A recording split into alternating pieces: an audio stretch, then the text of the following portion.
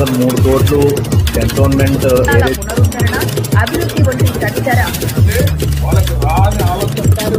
ఈ అంశాన్ని ప్రభుత్వం నుంచి very good afternoon to all of you. వాళ్ళు వెళ్ళిపోవట్లేదు, అది మనం కొనుక్కున్నాం. వాళ్ళు విస్తరణకు ఒప్పుకోవడం లేదు. కేంద్ర ప్రభుత్వం ఏం పెట్టిందంటే విస్తరణకు ఎల్ఎన్టీ ఒప్పుకుంటేనే మేము విస్తరించడానికి అనుమతిస్తామని కండిషన్ పెట్టిండ్రు.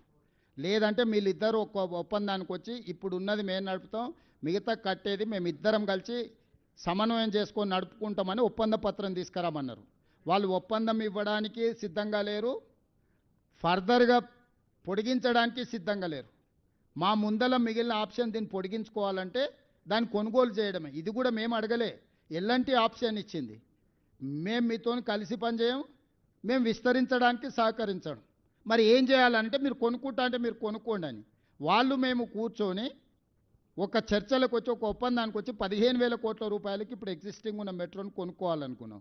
మార్చి 31 లోపల ఈ కొనుగోలు ఒప్పందాలు పూర్తయితే దానికి యజమాని మేము అవుతాం. యజమాని మేము అయిన తర్వాత కేంద్ర ప్రభుత్వం పెట్టిన కండిషన్లకు ఆల్రెడీ లెటర్ రాసినాం, మేము ఆల్రెడీ కొనుగోలు ఒప్పందం అయిపోయింది, మీరు మిగతా అనుమతులు ఇవ్వండి అని. సో ఇప్పుడు కొనుగోలు చేసినాం, విస్తరించుకుంటాం.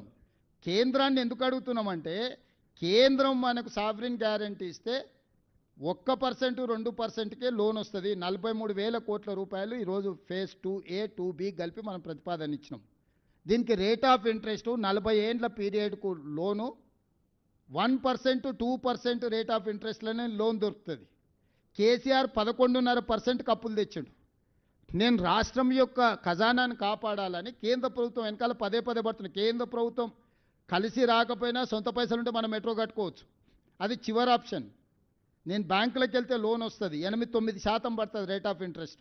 దాంతో ప్రయాణికుల మీద భారం పడుతుంది, రాష్ట్రం మీద భారం పడుతుంది. కాబట్టి ఆ భారాన్ని తగ్గించి ఇంటర్నేషనల్ బ్యాంక్స్ నుంచి, జైకా లాంటి సంస్థల నుంచి, వరల్డ్ బ్యాంక్ లాంటి సంస్థల నుంచి తెచ్చుకుంటే మెట్రో అర్బన్ ఇన్ఫ్రాస్ట్రక్చర్కి 2% ప్రయాణం రేట్ ఆఫ్ ఇంట్రెస్ట్లో లోన్ రావడానికి ఉంది. దాంతో భారం తక్కువ ఉంటుంది 40 సంవత్సరాలకు.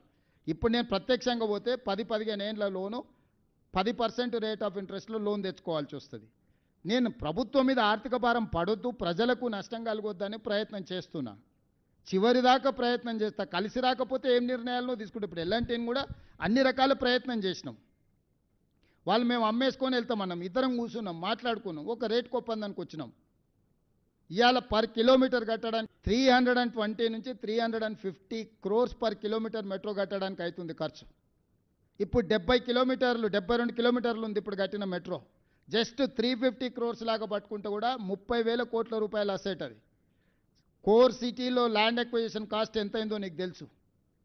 So now 35,000 to 40,000 crores of అసెట్ని 15,000 కోట్ల రూపాయలే రాష్ట్ర ప్రభుత్వానికి సాధించి పెట్టిన నేను. మొత్తం ప్రపంచంలో ఏడైనా 300 కోట్ల రూపాయలకు తక్కువ కాదు మిగతాది land acquisition cost per kilometre.